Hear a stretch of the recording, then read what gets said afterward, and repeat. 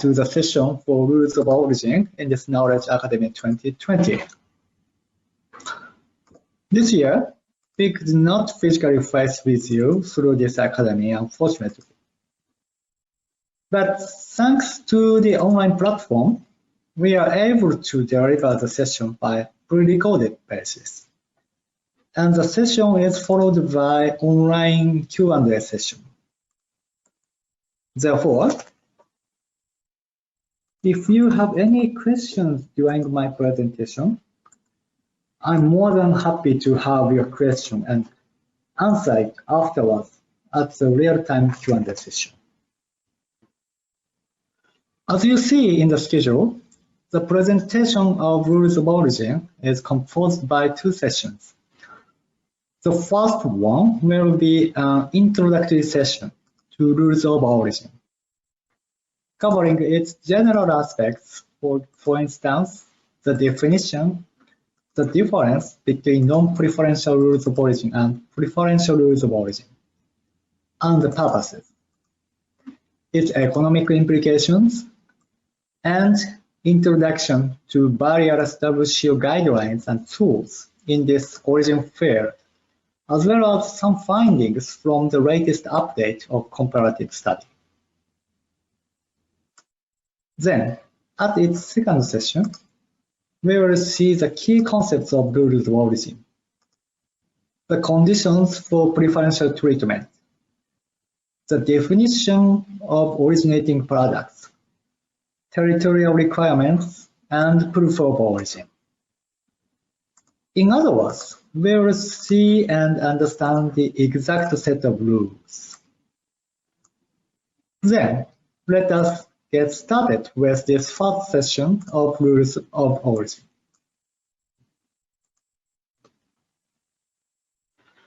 First of all, the definition of Rules of Origin. What is Rule of Origin? Origin is what we sometimes call it as the economic nationality of goods in international trade.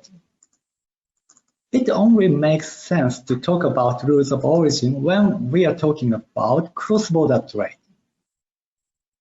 As long as we are trading within one single territory or one single country, there's no need to know the origin of the goods. So, rules of origin are the rules that will help us determine this economic nationality of goods. And the way it functions is by the national legislation or free trade agreements dictates the sufficient level of processing or manufacturing that must take place in a given country in order for the product to be considered as having its origin in that country. So it's very detailed rules that we find both in national legislation and in free trade agreements.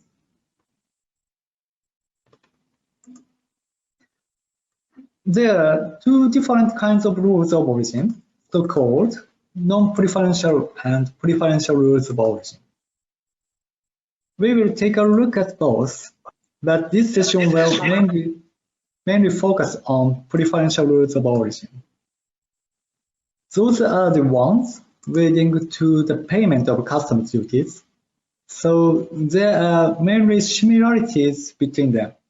But in fact, they have different scopes and they serve different purposes.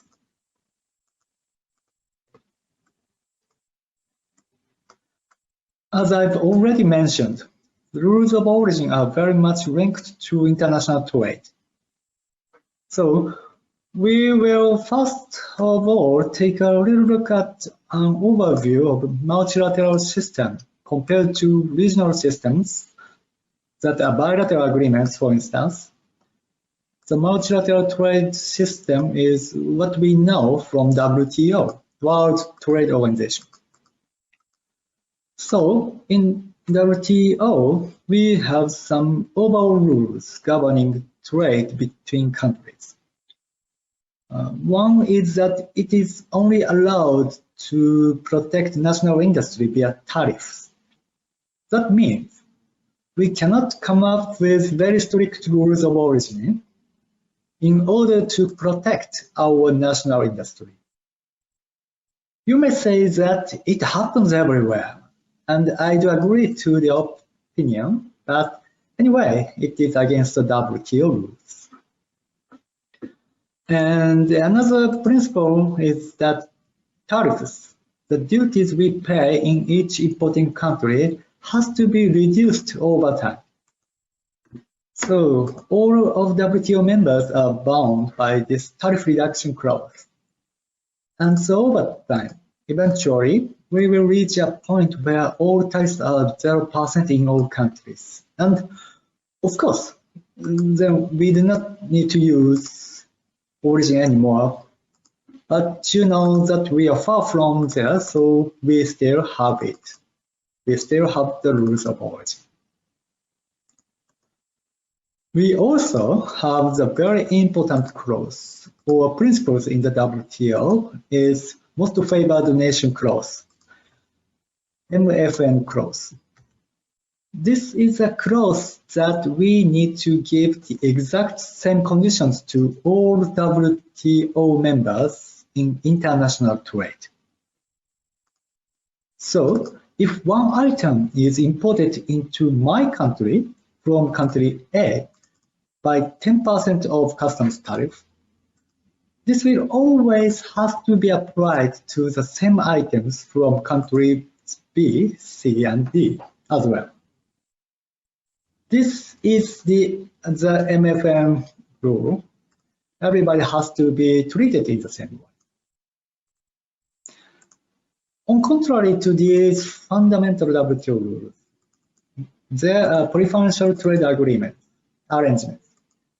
The preferential trade arrangements will give preferential treatment only for some countries as exceptions of other WTO rules, and these exceptions are actually a kind of authorized discrimination that are allowed in the WTO rule. And we have currently 3 different kinds. We have what we call the enabling clause, which is a decision from 1979, which allows countries to give a more favorable treatment for goods coming from developing countries.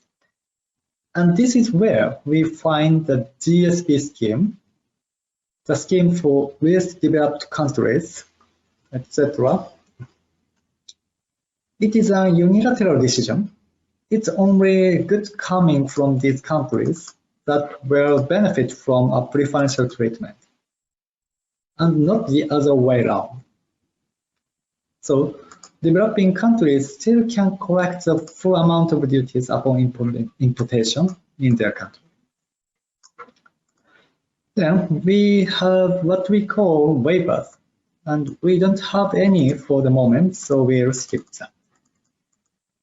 And the most important exception is the Article 24 of the GATT 1994, which allows us to negotiate free trade agreements with partner countries. The condition here is that we need to eliminate the customs duties with respect to what we call substantially all the trade between the countries, in order for them to be recognized and agreed by other WTO members. So, this is the difference between, on one hand, the multilateral system, and on the other hand, the preferential regional system.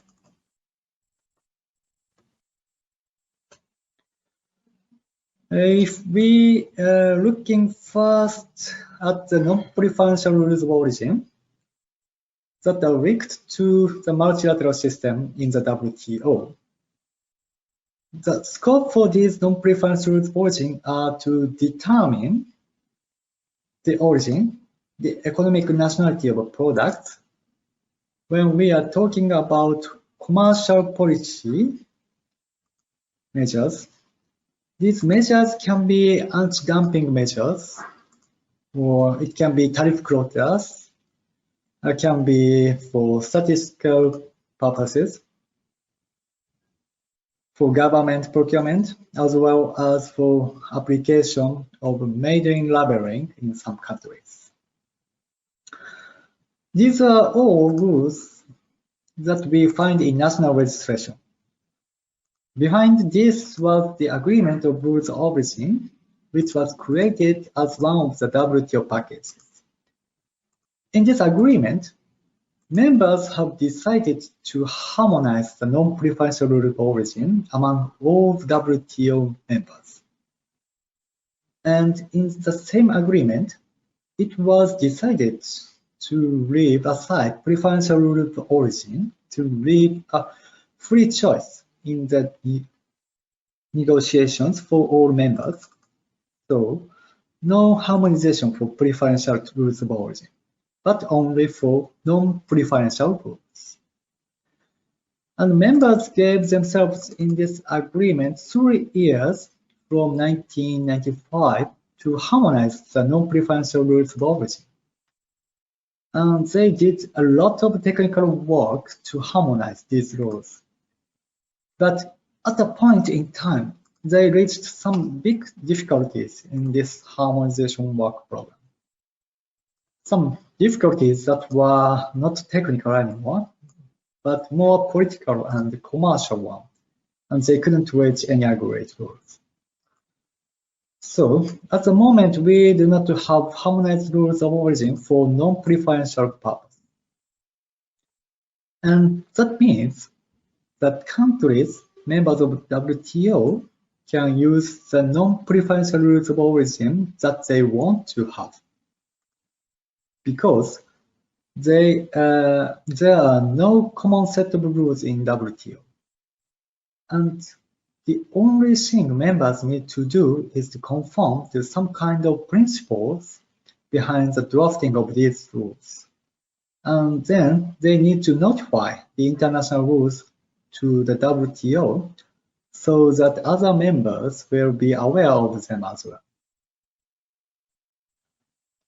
In the WTO, a lot of discussion is going linked to this notification and also linked to transparency. Not a few WTO members countries have made no notification on this, and in such a case, the applied rules for the country remain unknown for economic operators and WTO members. And so, what can we do in the meantime? What can we do while we are waiting for these harmonized rules? We use the rules in import to countries. What prepares is always the non-preferential rules of origin in the importing country. So what happens when an exporting country needs to issue a certificate of origin? Do they know the rules and the importing country knew they do? So they base their certificate of origin on their own national rules. Sometimes it is just done, but sometimes it is actually mentioned in their national registration that all our certificates will be based on our own rules,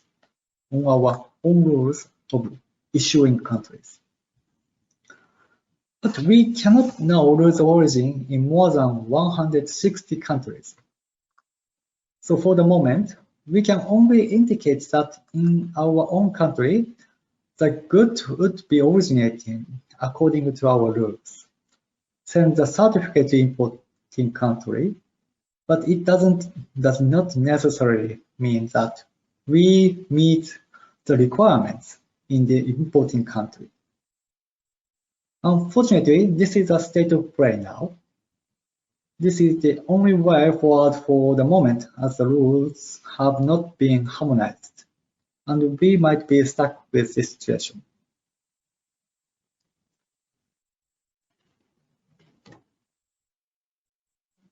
When we talk about preferential rules of origin, these rules again determine the nationality of the good, but with a linkage to a free trade agreement or preferential trade agreement.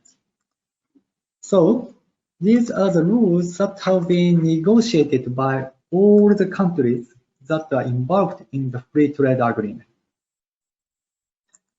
And these are the rules that the parties have decided should be complied with in order for the goods to enjoy the preferential tariff treatment.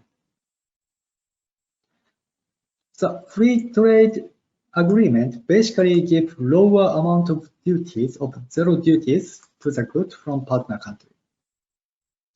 But as you can see from an extract from a free trade agreement here, except as otherwise provided in this agreement, the parties shall eliminate the customs duties on originating goods from the other party.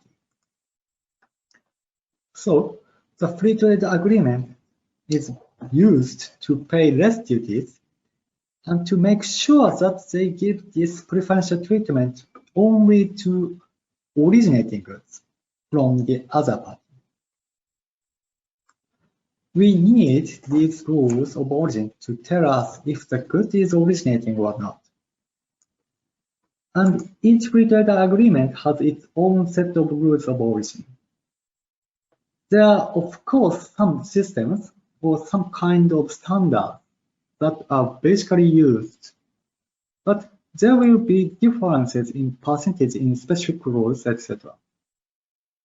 The systems will be more or less the same, but how we use the specific rules will be different from one agreement to another.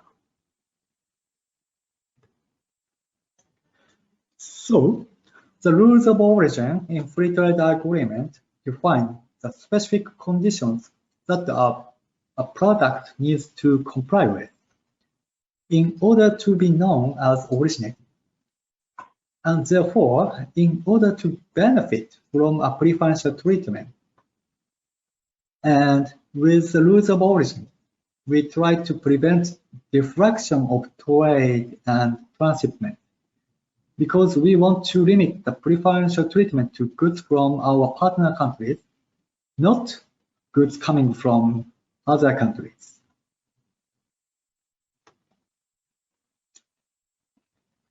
This is just an overview that shows this issue with trade deflection. So, in this case, we have free trade agreement between countries A and B. In this free trade agreement, the tariff rate is 0%, and for the rest of the world, if we want to import into country A, we need to pay 20% duty.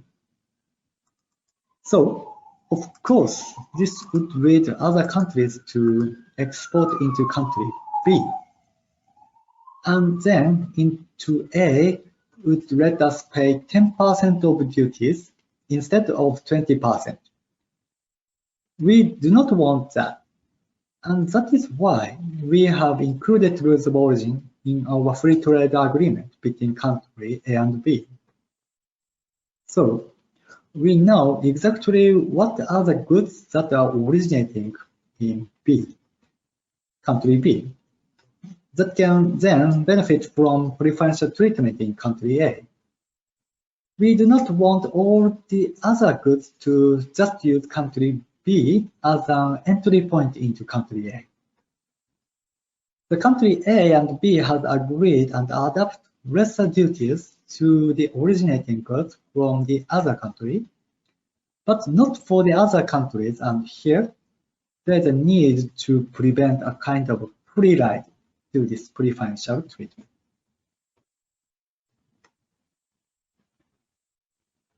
And there are two apparent problems when we are talking about rules of origin. One is what we call the spaghetti bowl of overlapping free trade agreements. And another one is the trade distortion if our rules of origin are too strict. So let us take a look at the spaghetti bowl first.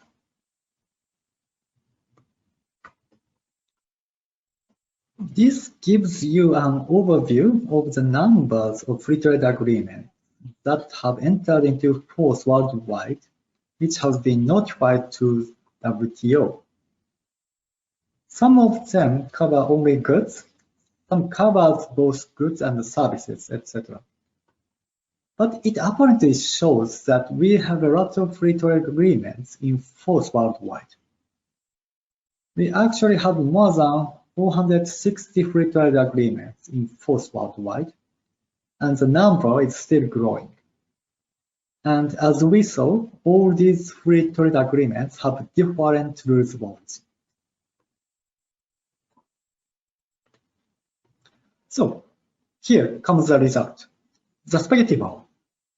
And when we have accepted in the WTO that for preferential rules of origin, countries can negotiate the rules they want to, we have accepted that all the agreements will be different. This means that we have this spaghetti bowl of overlapping rules of origin, overlapping of free trade agreements that are all different. And the main problem here is that in every case, whenever we import in one country or export from another country, we need to be able to pick the correct spaghetti within the spaghetti bowl. And this is what WCO is helping its members do. And so, we will not have harmonized rules of origin, but at least we have some tools that can help us correctly apply the rules of origin in free trade agreements. The other problem that we mentioned is the trade distortion that rules of origin can create. So, in old times, we were all only producing goods like plants and trees and goods that were naturally occurring in each country. And there was not a big issue about rules of origin. But today, we are all interlinked. And the fragmented production chains that we have mean that we source from different third countries in our production. And when we source from different countries, this is when we need to think about rules of origin. Of course, rules of origin are seen by exporters as an extra cost. The extra cost is related to production-related cost in order to align the material for making the final product or production process to designated origin rules for utilizing free trade agreement, FTA's preferential benefit. Also, the extra cost is related to administrative costs.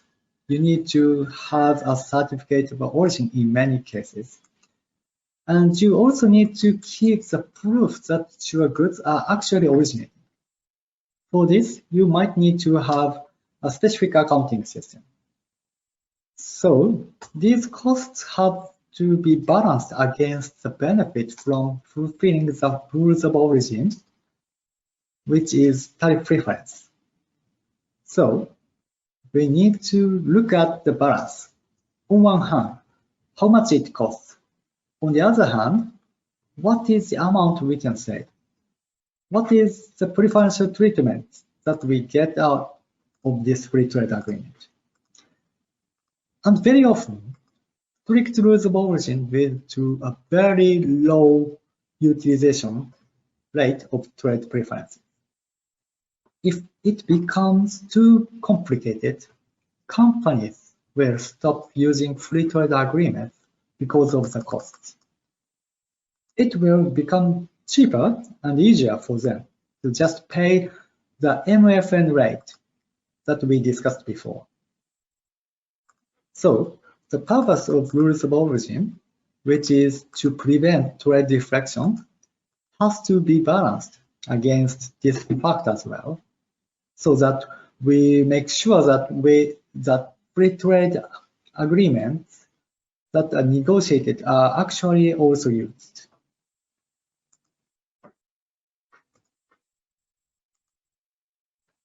And if we look at a little bit at the costs, there are issuance fee for certificates in many countries. We have internal costs. We might need specific staff to take care of rules of origin. We might need internal and external audits, etc. And in some countries, we know that if we have a certificate of origin, if we ask for preferential treatment, the processing time at the border can be longer. So all these costs, we need to balance them against the advantage, which is a preferential treatment. It's up to business, of course, to see if it was using the free trade agreement. And on the other hand, it's up to customs to help economic operators because it is beneficial for the country itself in the end.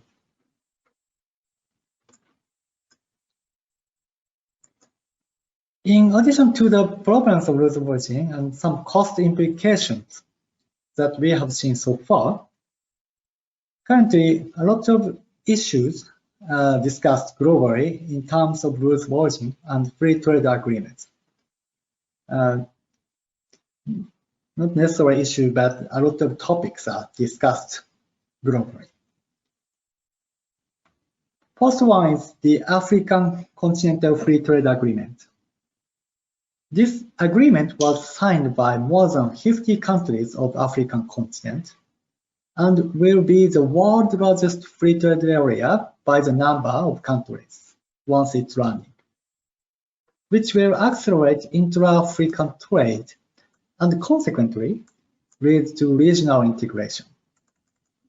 Now, it is said that the free trade agreement is expected to commence from January 2021, and it is the time for the customs administration in the region to implement this based on their agreed rules of origin.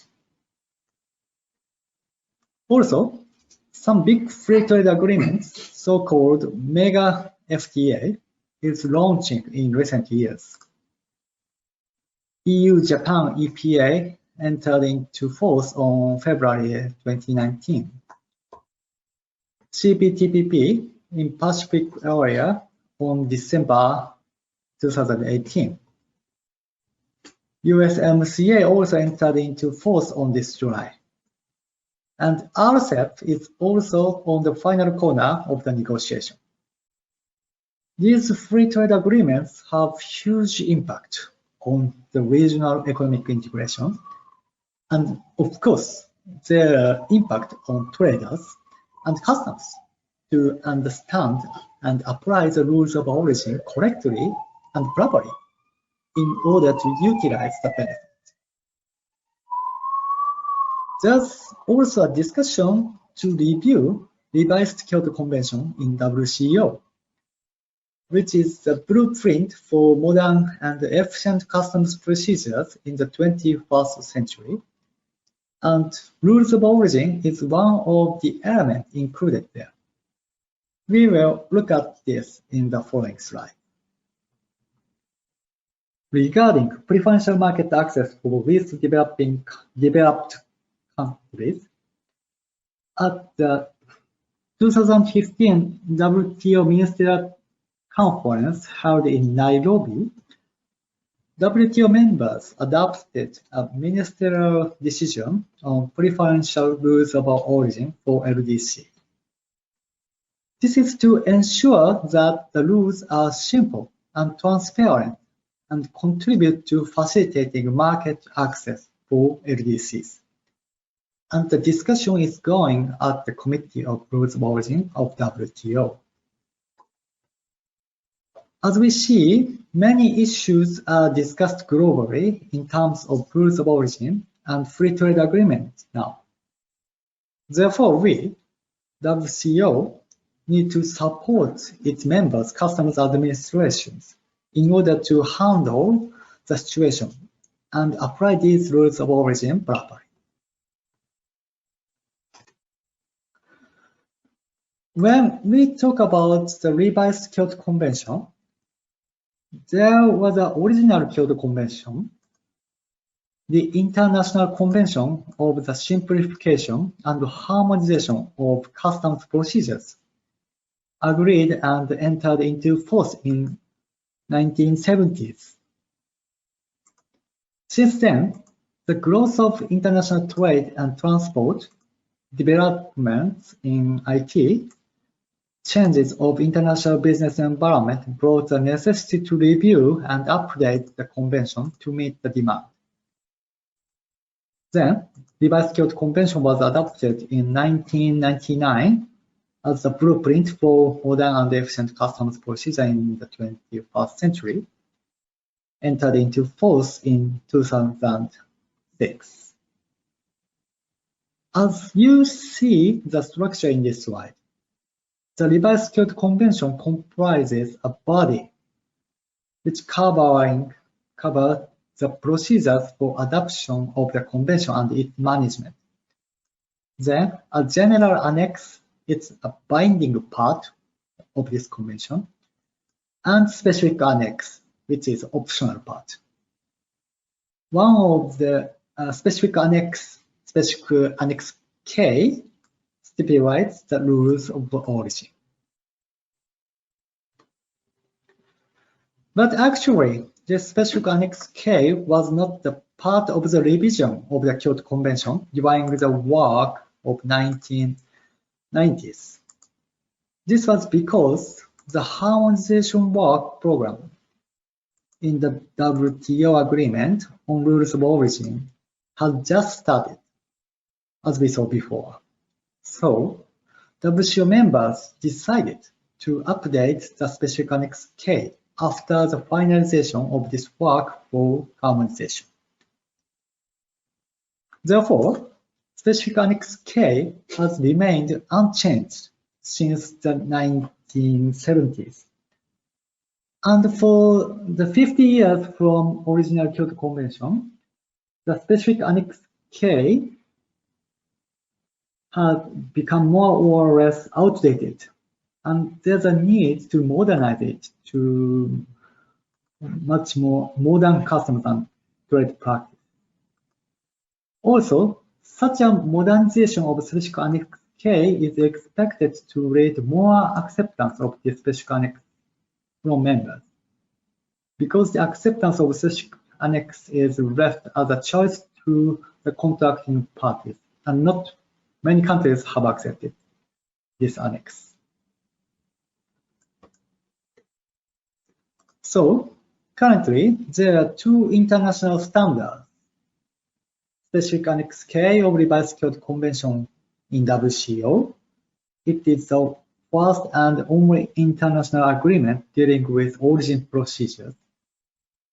But as we have seen, it has become more or less outdated, but it is still an important basis to set the standard origin procedures. Also, we can find agreement on rules of origin in WTO rules. It provides disciplines only on non-preferential rules of origin, and the harmonization work is not yet finalized. The agreement also has common declaration regarding the preferential rules of origin on its Annex 2, indeed. But it is just saying the preferential rules should be clearly defined by each member and made it available public, as well as to notify such rules to the WTO Secretariat. So, otherwise, these two agreements are still serving as a fundamental basis of rules of origin. We don't have agreed detailed international standards in terms of practical aspects of rules of origin that meet the current global trade. Therefore, WCO is taking a lead in relation to rulemaking of customs procedures for the rules of origin, which is governed by customs administration.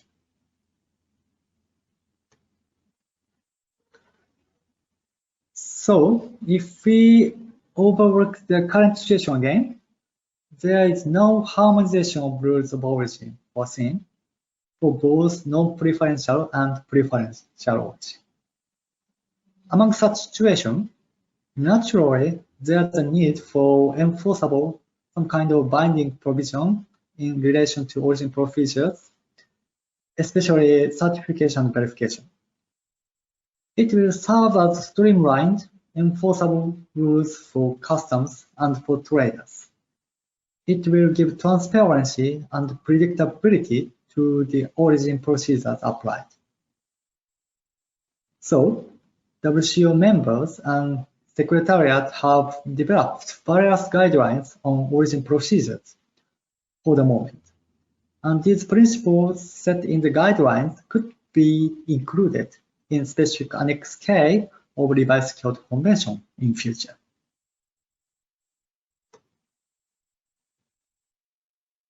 At the June 2018 sessions, the WCO Policy Commission and Council approved the setting up of a working group on a comprehensive review of the Revised Kyoto Convention, which is called Working Group RTC, recognizing the need to ensure that the convention remains the blueprint for modern and efficient custom procedures in the 21st century.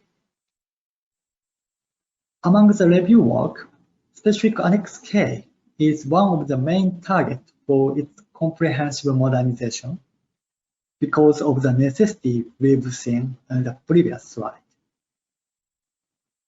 The scope of the review for the annex is now under consideration by members. But anyway, it is expected to include comprehensive update of the text regarding binding ruling, it means advanced ruling, to be compatible with WTO trade facilitation agreement. Also, there's a need to have effectively enforceable provision for customs. Also, current Annex K does not make a clear distinction between non-preferential and preferential rules of origin. Even if both seems at first sight to use similar concepts, the issue of origin cannot be addressed in the same way, neither on substance nor on procedures. So, the review is expected to offer an opportunity to make such useful distinction. This modernization of the annex will lead to an increase of the acceptance of new specific Annex K in future, and consequently could lead to set more standardized way to describe non-preferential and preferential rules of origin, and its implementation among member customs administration in an effective and efficient manner.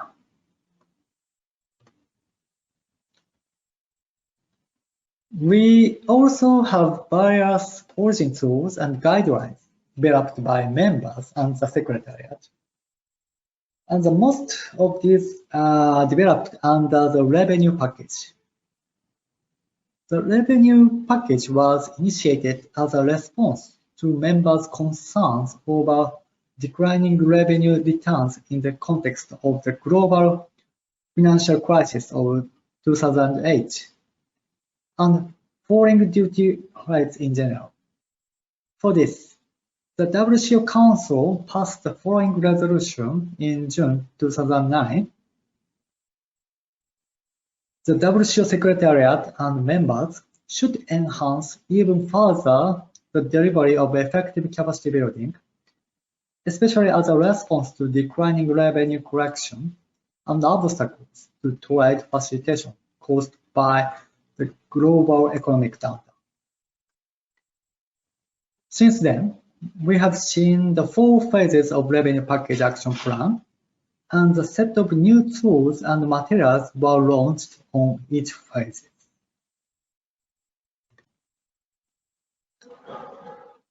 So, We have a lot of tools that we have developed here in the WCO together with our members.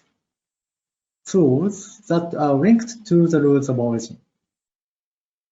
We are talking about origin verification, origin certification, and origin irregularity. Actually, we've just updated the compiler study on certification on this June, so we will look at this in the later slide.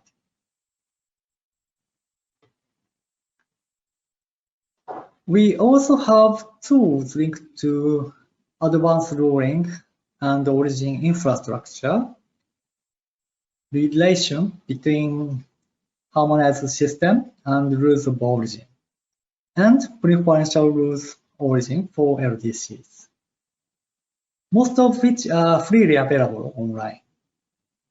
A couple of them that are linked to control and customs infrastructure are restricted to customer administrations only.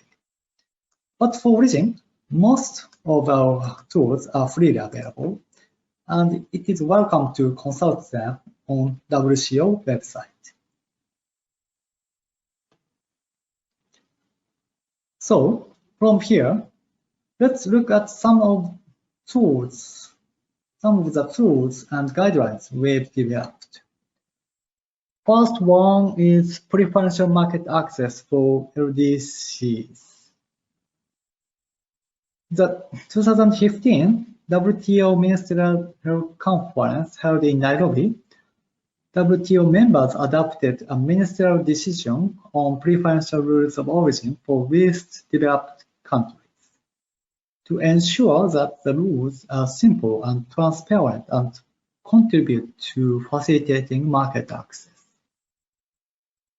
The decision encourages preference granting WTO members to draw upon the elements contained in the decision, build on or review their individual rules of origin arrangement applicable to LDCs.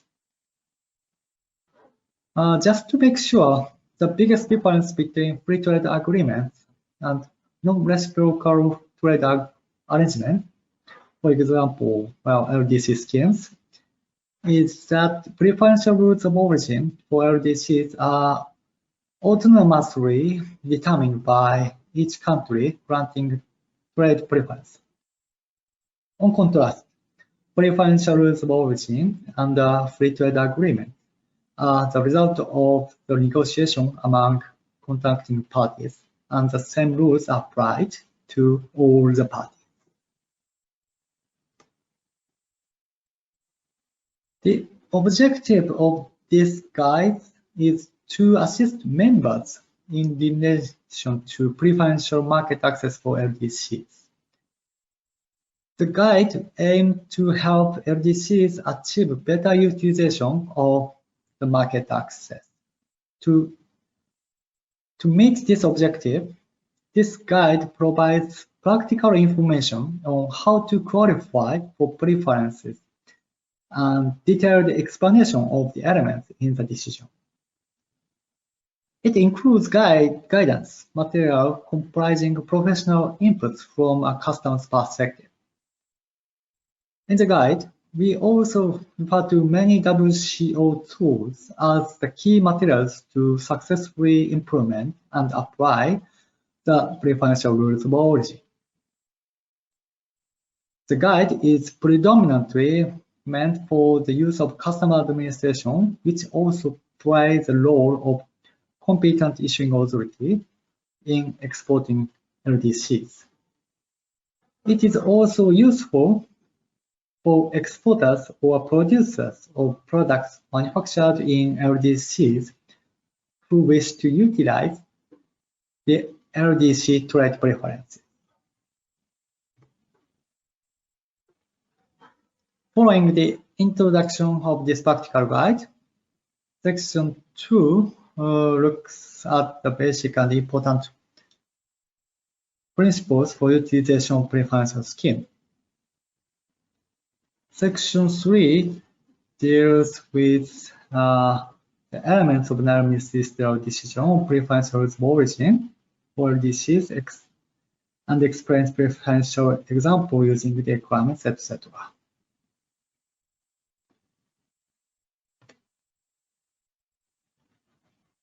Well, from here, we talk about the reference to the harmonized system. But typically, product-specific rules, which is the rules allocated to the each items or on the rules of origin, that with the specific rules to satisfy the rules of origin. The PSROs are based on the harmonized system. Accordingly, correct classification of a good is a requisite for establishing which rules of origin apply to a good. In many cases, the assessment of origin is based on the change in tariff classification, which is called CTC rules sometimes. This CTC criterion, which requires correct classification of the final manufactured product and the input materials used in its production. The details of the CTC rule will be explained within that session too. But as you see in this slide, CTC rules require that the final product is classified in a chapter, heading, or subheading. Well, it is depending on the exact rule, different from all non-originating materials used. In this case, let's say we have the rule requires change of headings, 4-digit level changes. So even if we use non-originating inputs of clay of HS chapter 20, HS heading 2508 and pigments of HS heading 32.707 for the production of the final product, a certain type of cup classified in HS 69.11, the final product will be originating because the 4-digit level change has occurred between the final product and non-originating input.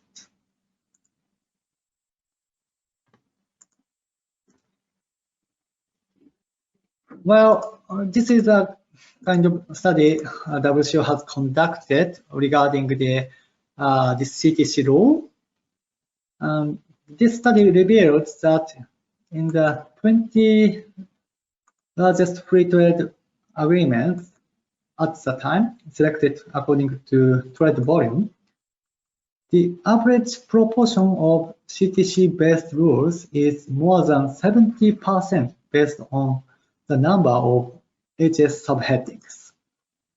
Additionally, in more than half of them, the proportion exceeds 95%.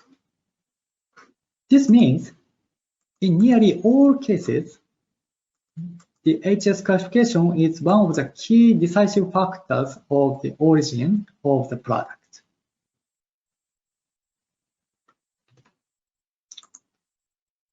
Well, also we are talking about the need for an update of rules of origin. Well, as you know, the HS is updated regularly. Well, in case where, as a consequence of HS amendments, different editions of the HS are used for the purpose of HS classification and origin determination, respectively, determination of the origin becomes complicated and time-consuming. Well, in such cases, goods need to be classified twice. Once using the latest edition of the HS for classification purposes, and the other using an older edition for origin determination.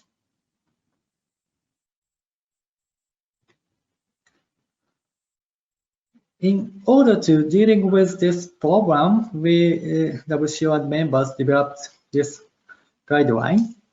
this is a guide for technical update of preferential rules of origin. The objective is to assist members in the technical update of their existing rules of origin. The technically updated rules of origin may replace the existing ones to be used as a basis for reviewing and amending the existing rules, according to the procedures set out in the applicable free trade agreements.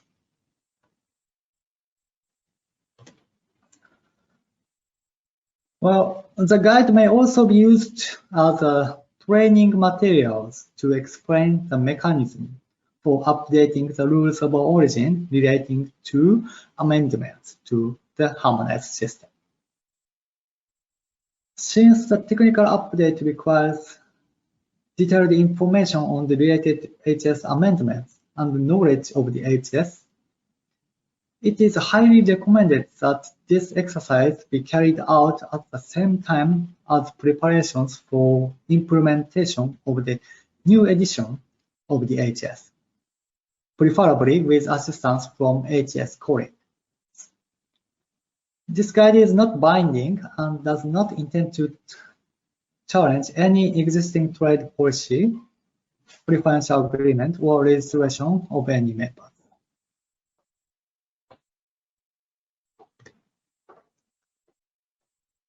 Well, finally, let me show you the outline of our latest publication, which is the comparative study on certification of origin updated in this June. Initial study has been conducted and published in 2014, followed by the guidelines on certification of origin based on the findings from the study. And this study has been updated to take into consideration new trends, both on non-preferential and preferential certification of origin. For the non-preferential rules of origin, certificates of origin appear to be causing extra costs in doing business with certain countries. According to replies from members in 2013, the average issuing fee charged by the Chamber of Commerce was around 23 US dollars. According to the International Chamber of Commerce, the issuance fee for certificates of origin, whether physical or electronic, still ranges between 0 and 50 US dollars in 2020. Over the last years, a number of WCO members have started using and or accepting electronic certificates of origin. The same development is confirmed by the ICC when it comes to certificates issued by chambers. China, the UK, the Netherlands, Belgium, South Korea, and Spain have reported the largest ECO issuing volume. And among them, China and South Korea offers only ECOs. For the preferential rules of origin, more than half of the free trade agreement stipulated introduce a kind of self-certification of origin. For instance, approved exporter, free exporter-based certification, or importer-based system. Recently, included regional agreements appear to prefer self-certification of origin, particularly the free exporter-based certification system and the importer-based certification system with less or no involvement of the competent authority of the exporting country. Also, this comparative study includes further developments regarding certification of origin, their blockchain technology, and the review of Revised Kyoto Convention. As for the introduction of new technologies, such as blockchain technology, can support both the origin certification and the origin verification procedures. The study explains the features and the functionalities of blockchain technology in relation to origin and refers to pilot projects in this area.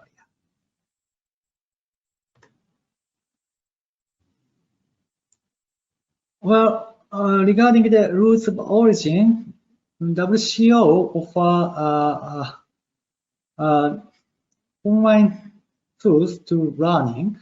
Well, not only origin, but also broad aspects of the customs procedures by this customs learning and knowledge committee, so-called CLIC module. So you can refer these tools for more knowledge for you. And origin had so far very basic. We provide only very basic course, but we are working on the development of origin course more. And finally, the WCO and International Trade Center, ITC, have jointly launched the Rules of Origin Facilitator and publicly available on website. The Rules of Origin Facilitator contains information on trade agreements and applicable tariff rates at the detailed product level. The database includes the product-specific rules of origin, as well as provisions on origin certification. Necessary documentation, such as certification of origin, is also provided. And also in WCO website, we provide the database for origin. And we are now kind of updating for the more comprehensive, to be more comprehensive tools relating to the HS. So it will come early next week, we expect, so that, well, if we have more detailed information, we will provide it on our website. Well, that leads to the end of my first session of Rules of Origin session. Well, thank you very much. And see you on the next session, Rules of Origin 2 sessions. Thank you.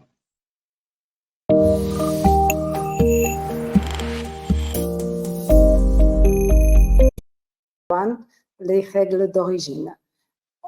We received some questions and we are starting to pick some for you to answer. On a reçu quelques questions. On va commencer maintenant. First question.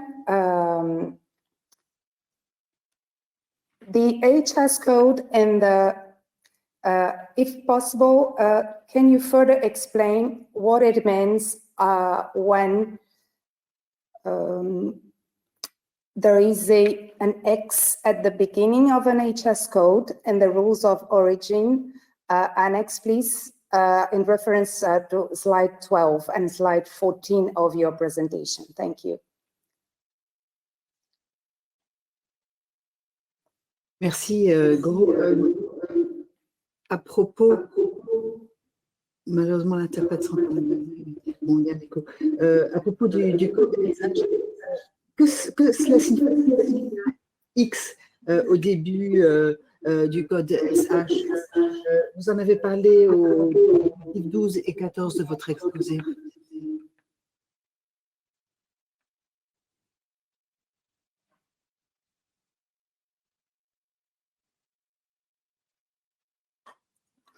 Okay, thank you for your question. Yeah, yes, we've seen some PSOs, mainly from EU, with X on their PSO.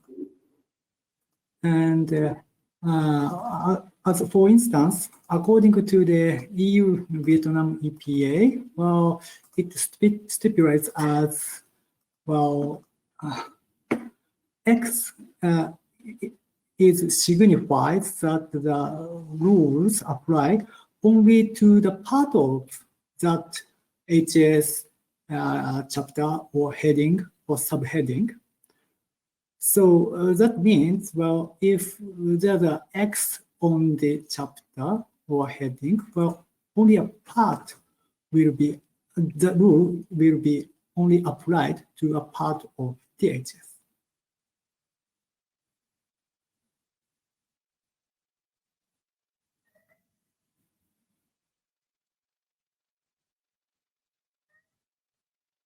Bon, alors, effectivement, il existe parfois un X sur le PSR. Les X signifie que, en fait, les règles s'appliquent uniquement à une partie du HS et pas à l'entièreté du HS, qu'il s'agisse d'une position ou d'une sous-position du HS d'ailleurs. Thank you very much. So we have another question. Is there an office in place to check the authenticity of originating products? Autre question, existe-t-il un bureau pour vérifier la véracité des produits originaires? Okay, well, I have two questions for the question. Two answers for the question. Well, first one is that if you mean that it means the authenticity of the certificate of origin, well, ICC, International Chamber of Commerce, provides the check facility of the certificate of origin on their homepage.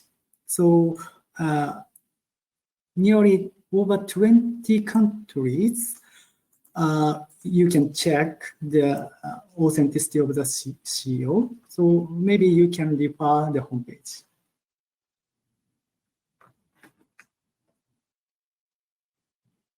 Alors, en fait, il y aurait deux réponses à cette question. Tout d'abord, dans le cadre du certificat d'origine, la Chambre de commerce internationale prévoit un système de vérification de l'authenticité du certificat sur sa page d'accueil. Il y a plus ou moins 20 pays en tout. Et donc, une manière, c'est effectivement de vérifier l'authenticité grâce à la page d'accueil du CCI, de la CCI, pardon.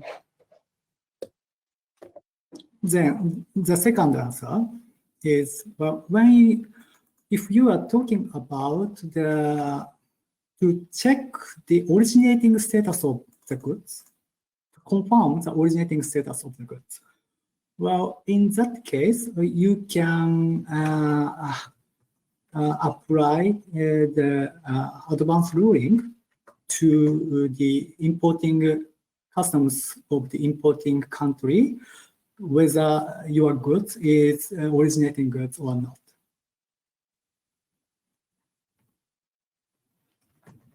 Par contre, s'il s'agit de la vérification du statut originaire de la marchandise, alors vous pouvez avoir recours à la règle préalable pour vous assurer de l'authenticité de l'origine. Thank you very much, Goro, for your reply.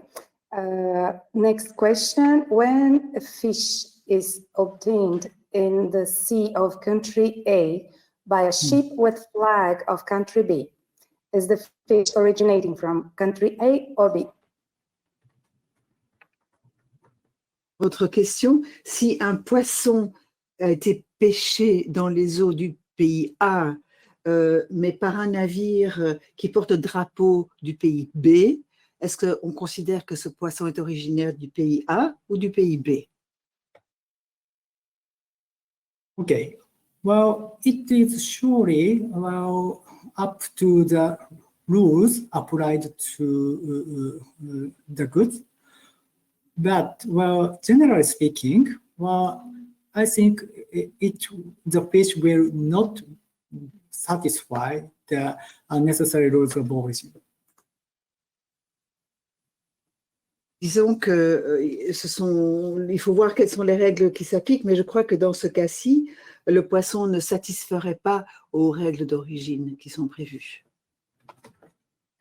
Because Well, many free trade agreements stipulate that the fish taken at the high sea by the ship of country A will be wholly obtained goods of exporting country. But actual case, well,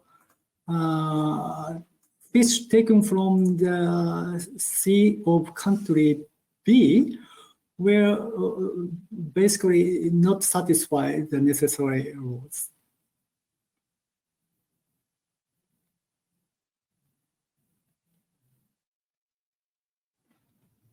Alors, parce qu'en fait, le poisson, et c'est ce qui est dit dans beaucoup d'accords, si le poisson est pêché en haute mer par un navire A, il n'est pas considéré originaire du pays d'exportation. Par contre, s'il s'agit du pays B, alors les règles d'origine ne sont pas respectées. Thank you very much. Next question. Can the process of sterilization be considered a substantial transformation? For example, certain medical products cannot be used unless they are sterilized.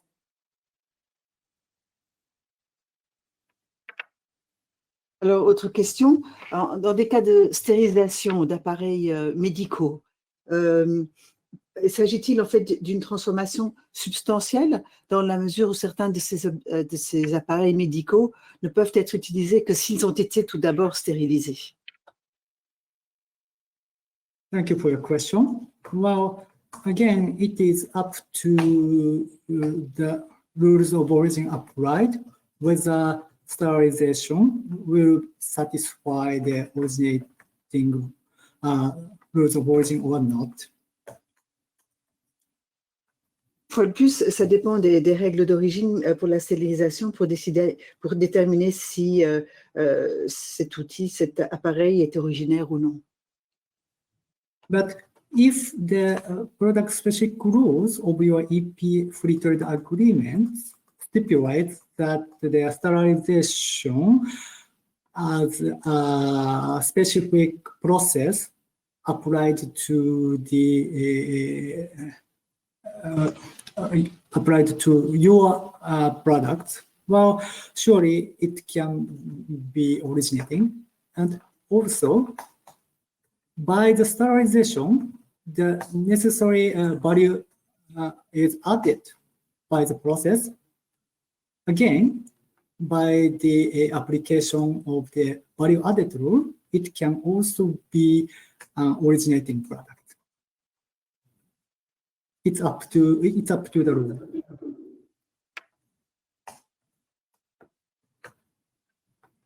Alors, si l'accord de libre-échange prévoit que ce processus de stérilisation est un processus spécifique pour votre produit en question, alors il est effectivement considéré comme originaire. Par contre, et c'est un autre élément, si la stérilisation apporte une véritable valeur ajoutée à l'appareil médical en question, alors une fois de plus, cet appareil sera considéré comme étant originaire. Donc, tout dépend de la règle qui est d'application. Thank you very much for the response. Another next one. Can you please elaborate on how the general interpretative rules apply in terms of when packaging should be included in origin determination? Autre question pour les règles générales d'interprétation. Qu'en est-il de l'emballage? Quand est-ce qu'on peut décider que l'emballage est inclus dans la détermination de l'origine? Okay, well, maybe I touch upon the point at my slide. Well, the GIR is surely applied to decide the HS code of your product. And surely it is linked to the rules of origin. Alors, les RGI s'appliquent pour décider du code SH, bien sûr, mais ils impliquent également la question de l'origine. And if the container or package is classified separately from the specific product. Well, in that case, surely we have to consider it separately also from the origin aspect. Et si le conteneur, par exemple, est classé séparément du produit, alors du point de vue de l'origine, il faut également le considérer de manière séparée du produit lui-même. So that means when we apply the rules of origin, so at the time, by the application of the GIR, well, container will be declared separately to importing customs. Well, we have to apply the rules of origin to the container itself and see it is originating goods or not. That's the point. Et donc, lorsqu'on applique les règles d'origine par le truchement du tir, le conteneur sera effectivement déclaré séparément de son contenu. Thank you very much. Next question. You have mentioned the revision of Annex K of the Kyoto Convention. What is expected to change? With respect to the non-preferential rules of origin and documentation, there is an increasing trend to request certificates of origin. The question is there any cooperation with the ICC planned about the alignment on the formalistic requirements on the rules of origin, like not to request the legalization? Vous avez assez longuement parlé de la révision de l'annexe K de la Convention de Kyoto révisée. Alors, je voudrais savoir ce qui va changer par rapport aux règles non préférentielles et aussi au vu de la coopération avec la Chambre de commerce internationale. Okay, well, the discussion of the revision of specific Annex K is ongoing by the working group of the RKC, and it is hard to expect the final rule at this moment. Et les travaux sur la révision de l'annexe K sont encore en cours. Ils sont effectués par le groupe de travail de la Convention de Kyoto révisée et nous ne savons pas encore quand cette révision sera terminée ni quelle en sera sa forme exacte. But surely, as you've mentioned, well, the new trend, for instance, the certification trend of the self-certification, is surely discussed to be included. And also, the clear distinction between non-preferential and preferential origin will be included.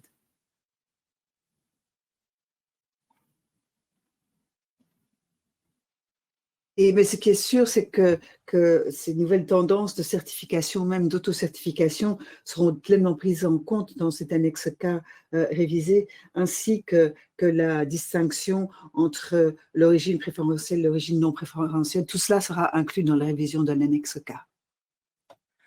And you also touch upon the cooperation with ICC. Well, it might be the possibility to include, but I'm not expecting, well, at this moment.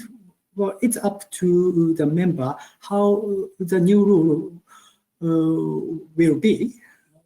And if members and all the members will think that any rule regarding the cooperation with ICC is necessary, surely it can be included for the future specific Annex K. Donc, vous avez également parlé de la coopération avec la Chambre de commerce internationale. Alors là, c'est une possibilité, mais ce n'est en tout cas pas le cas aujourd'hui, ce n'est pas encore prévu, mais si les membres le souhaitent, s'ils veulent qu'il y ait une règle dans l'annexe K réviser sur la coopération avec la Chambre de commerce internationale, ce serait tout à fait envisageable, effectivement.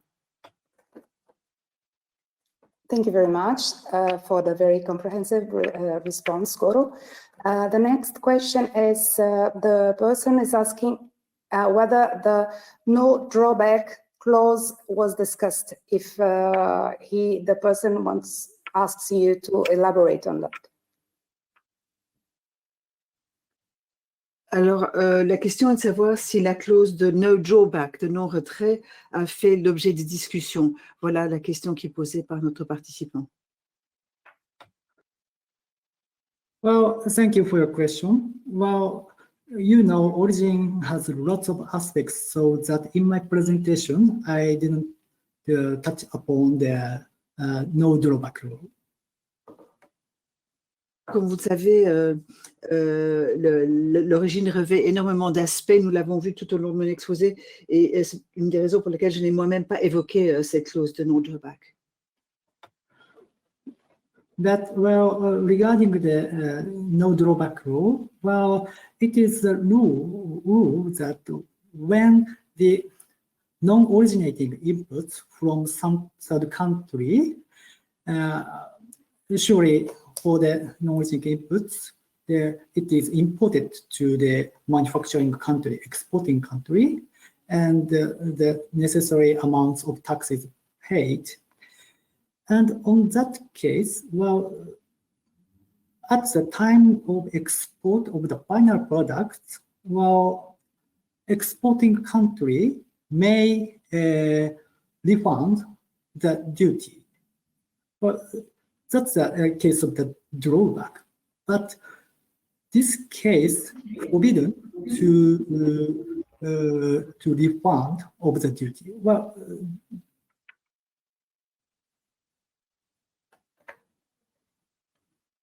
alors, en ce qui concerne cette règle de no drawback, de non-retrait, s'il y a des intrants non originaires qui sont utilisés par le pays d'exportation et qu'il y a des taxes qui sont levées, alors lorsque le produit fini est exporté par le pays d'exportation, celui-ci peut effectivement exiger des droits. Yeah, and some FTAs is implementing some free trade agreements has this no drawback rule. This is because if we compare the exporting products and if we compare the same products of exported to other member country and domestic products, but if we compare the products, if we allow the duty drawback, well, surely the exported products will be cheaper than domestic products. So the intention of implementing this no drawback rule is to deal with this situation.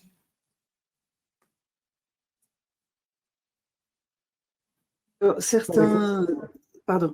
Okay, Certains accords de libre. Sorry for long explanation. Translator. No, trouble at all. Thank you. Certains accords de libre-échange contiennent cette règle non drawback, comme vous le savez certainement. Mais si, par exemple, on compare un même produit qui est exporté vers un pays donné et que ce même produit se trouve sur le marché domestique, si on permet la règle du no drawback, alors le produit à l'exportation sera moins cher que le prix du pays, au niveau intérieur. Et le but de cette règle de no drawback est justement d'éviter que les produits à l'exportation soient moins chers que les produits sur le marché intérieur. Okay, thank you so much. So we still have time for another question. What's the current status of a harmonization process of non-preferential rules of origin within the WTO? Quel est le statut? Pardon, c'était tellement rapide que l'interprète n'a pas réussi à suivre. Sorry, I was a bit fast. No, that's fine. I'll repeat. What is the current status of harmonization process of non-preferential rules of origin within the WTO?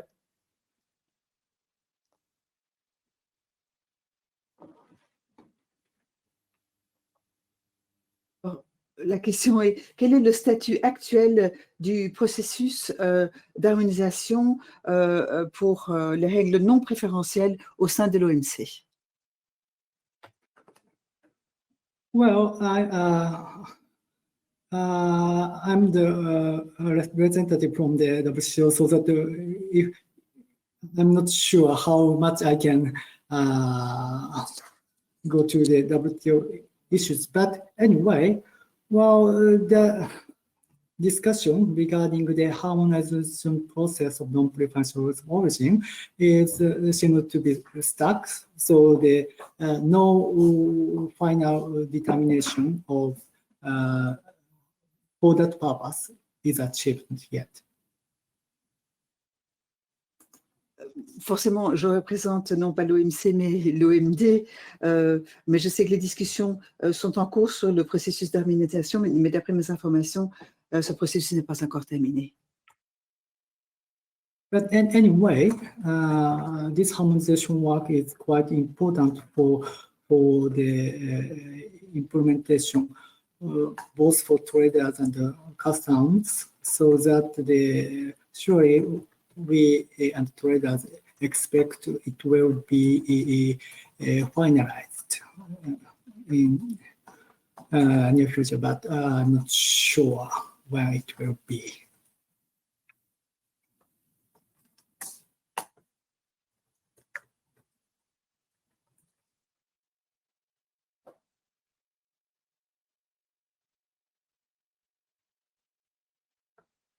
I forgot to switch the mic on.